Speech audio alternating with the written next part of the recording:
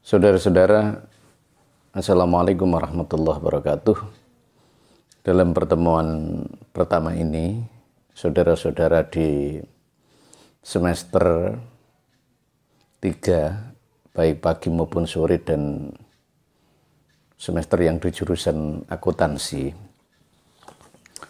pembelajaran Aswaja PAI 3 itu pertama, karena situasi dan kondisi daring ini kita gunakan dengan media daring karena kita belum memungkinkan untuk bertatap muka. Dalam pembelajaran Aswaja yang menjadi tugas saya sebagai dosen keaswajaan, maka kita awali dengan beberapa konsep. Yang pertama adalah bahwa tujuan mempelajari mata pelajaran bidang studi, bidang materi perkuliahan Aswaja adalah untuk supaya mulai dini kita bisa memahami apa sih yang dimaksud dengan Ahlus Sunnah wal Jamaah. Karena simpang siurnya sumber dan literasi, kadang-kadang kita tidak mengetahui mana yang valid, mana yang akurat, dan mana yang benar. Oleh karena itu, maka pada perkuliahan ini saya akan menggunakan satu buku yang telah kita susun sendiri, yaitu buku Telaah Kritis Aswaja, Wahabi Bertanya, NU Menjawab. Ini kita akan deskripsikan, akan kita jelaskan mulai dari bab awal sampai bab akhir, latar belakang munculnya ide-ide Ahlus Sunnah wal Jamaah, pemahaman Ahlus Sunnah wal Jamaah, dan sampai pada tujuan, sampai pada akhir manfaat dan hasil. Buku ini nanti insya Allah harus dimiliki oleh para mahasiswa supaya paham dan tahu tentang hal yang bersifat original dan memegang bukunya. Karena memegang buku itu penting. Bukan hanya dari medsos, bukan hanya dari YouTube dan lain sebagainya yang hanya sebagai referensi, tapi memegang buku ini artinya sama halnya kita belajar dari guru. Karena di dalam Ahlus Sunnah wal Jamaah itu lazim bahwa kita harus belajar lewat guru. Sanadnya jelas, riwayatnya juga jelas. Saudara-saudara, materi yang awal yang harus kita suguhkan kepada saudara-saudara di semester 3 adalah apa sih yang dimaksud dengan Ahlus Sunnah wal Jamaah itu? Kenapa harus dipelajari dan bagaimana manfaatnya? Dalam hukum Islam itu didasarkan atas 3 hal menurut Ahlus Sunnah wal Jamaah. Yang pertama adalah bayan ilahi. Bayan ilahi itu artinya adalah, ini harus dicatat ini, bayan ilahi itu artinya adalah keterangan dari Tuhan yang berupa Al-Quran. Jadi semua dasar dari amaliyah, amalan-amalan kita, ya, aturan dalam syariat itu adalah dari bayan ilahi dulu yang pertama. Kitabullah. Nah, bayan ilahi ini, Quran ini diturunkan kepada Nabi Muhammad, ya, untuk menunjukkan kepada manusia bagaimana aturan dalam syariat supaya tidak tersesat, supaya menggunakan jalan yang lurus, artinya jalan yang benar. Namanya bayan ilahi. Mempelajari Al-Quran ini harus dipelajari dengan sebaik-baiknya. Tidak hanya kemudian dibaca tanpa ilmu. Maka para ulama-ulama dulu, beliau ya menyusun sebuah ilmu-ilmu yang berhubungan dengan pemahaman Al-Quran. Ada ilmu tafsir, ada ilmu balaghah, ada ilmu mantek, ada ilmu ma'ani, ada ilmu usul, ada ilmu banyak. Karena di dalamnya itu terdapat beberapa hal, seperti ada muqayyad, ada mutlaqah, ada nasah, ada mansukh, itu harus dipelajari dengan menggunakan ilmu. Dan itu dipelajari dari para ulama. Tidak langsung kita kembali ke Quran, sehingga apa yang kita pahami salah karena ilmunya salah. Yang menyusun semua pemahaman-pemahaman yang mengarah kepada pemahaman Quran adalah para ulama. Boleh kita kembali kepada Quran, tetapi kita harus merujuk kepada pemahaman ulama, bukan pemahaman kita sendiri.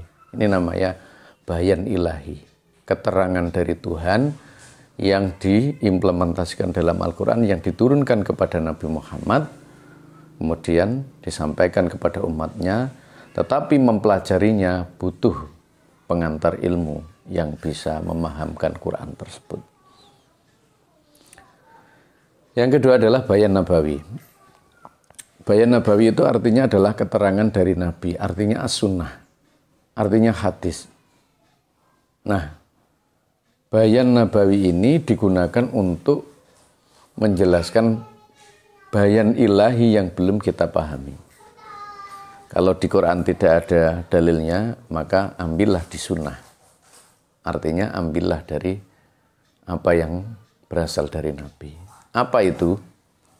Pertama adalah fi'lan, perbuatan. Pertama adalah fi'lun, perbuatan. Yang bersumber dari perbuatan Nabi, lepas itu dhaif apa sahih, itu namanya adalah hadis. Nah, hadis ini bisa juga sebagai syarat yang kedua digunakan untuk menghasilkan sumber hukum berupa perbuatan Nabi, berupa perbuatan apa saja yang dilakukan oleh Nabi. Yang kedua adalah bayan nabawi atau sunnah itu berasal dari tiga hal. Pertama adalah fi'lun, perbuatan yang dilakukan oleh Nabi. Yang kedua adalah qaulun, ucapan yang disampaikan oleh Nabi. Yang ketiga adalah takrirun, persetujuan Nabi. Semua yang dilakukan oleh Nabi terekam dalam hadis. Namanya hadis fi'liyah, hadis perbuatan. Semua ucapan yang disampaikan oleh Nabi terekam dalam hadis, namanya adalah qauliyah, hadis yang berdasarkan ucapan. Semua persetujuan walaupun tidak diucapkan, kemudian tidak dikerjakan, tapi disetujui oleh Nabi, namanya adalah takririyah. Ini masuk dalam hadis. Dan yang tidak dipahami orang adalah bahwa persetujuan Nabi dianggap tidak hadis karena yang dianggap hadis itu sesuatu yang dilakukan oleh Nabi. Pertama adalah fi'liyah, ini contohnya adalah Nabi sholat. Nabi melakukan kaifiyah makan. Nabi pada saat masuk ke masjid mendahulukan kanan, mengakhirkan yang kiri. Di WC mendahulukan yang kiri, mengakhirkan kanan. Itu namanya fi'liyah. Yang ucapan adalah contohnya Nabi mengatakan ayatul munafiqi salasatun idza hadasa kadzaba wa idza wa'ada akhlafa wa idza tumina khana. Nabi Muhammad, pokoknya ucapan-ucapan yang disampaikan oleh Rasulullah tentang peringatan-peringatan yang disampaikan oleh Nabi itu namanya adalah qauliyah. Nah, apa yang tidak diucapkan, apa yang tidak dikerjakan, belum tentu adalah bid'ah. Karena ada namanya persetujuan Nabi. Contoh, Nabi tidak pernah melakukan sholat tayamum, sholat wudhu. Sayyidina Bilal, sahabat Bilal, setelah dia wudhu, dia sholat 2 rakaat. Setelah itu datang Rasulullah, apa yang kamu lakukan Bilal? Saya sholat wudhu, sholat untuk syukurnya wudhu.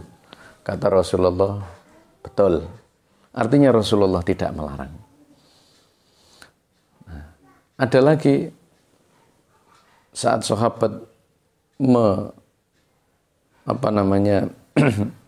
saat sahabat menunggu Nabi salat, kemudian para sahabat tertidur karena Nabi mungkin terlambat, maka kemudian Nabi langsung ngimami dan tidak menegur sahabat, berarti adalah persetujuan. Maka dari itu kita harus benar-benar tahu bahwa belum tentu sesuatu yang tidak dilakukan Nabi itu adalah berdampak pada bid'ah. Padahal sesuatu yang tidak dilakukan Nabi itu bisa jadi adalah bisa disetujui Nabi walaupun Nabi tidak melakukan. Masih banyak yang lain. Ini adalah tentang hal yang dilakukan oleh ulama Ahlussunnah wal Jamaah. Pertama adalah bayan ilahiyah, keterangan dari Allah namanya Quran. Yang kedua bayan nabawi, keterangan dari hadis namanya, keterangan dari Nabi namanya hadis. Dan hadis ada 3, fi'lun wa qaulun wa taqrirun. Fi'liyah, ada qauliyah, ada taqririyah. Fi'liyah adalah perbuatan, qauliyah adalah ucapan, taqririyah adalah persetujuan. Kemudian kalau tidak bisa diambil, tidak bisa ditemukan di Quran, tidak ada, di hadis tidak ada. Ada namanya ijma para ulama. Ijma para ulama ini adalah kesepakatan para ulama ya, dari hal-hal yang belum bisa diketahui di Quran dan di Sunnah. Misalnya ada persoalan-persoalan baru yang pada saat Rasulullah tidak ada. Maka ijma ulama ini, kesepakatan para ulama-ulama salafus sholihin, mengatakan ya tidak, mengatakan hukum ini halal atau haram, mengatakan boleh atau tidak, itu insya Allah tergantung dalam ijma kesepakatan ulama. Yang terakhir adalah qiyas. Qiyas itu adalah menyamakan dalil yang belum ada dalilnya. Artinya menyamakan akibat dalil yang belum ada dalilnya. Contoh, pada saat Rasulullah belum ada whisky. Pada saat Rasulullah belum ada topi miring atau minuman-minuman yang memabukkan yang lain. Nah, pada saat Rasulullah itu yang ada adalah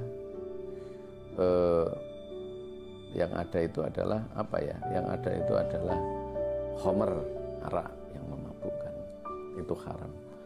Maka karena tidak ada dalil whisky, topi miring dan lain sebagainya pada saat Rasulullah, maka dalil yang diambil adalah dalil tentang arak karena sama-sama memabukkan.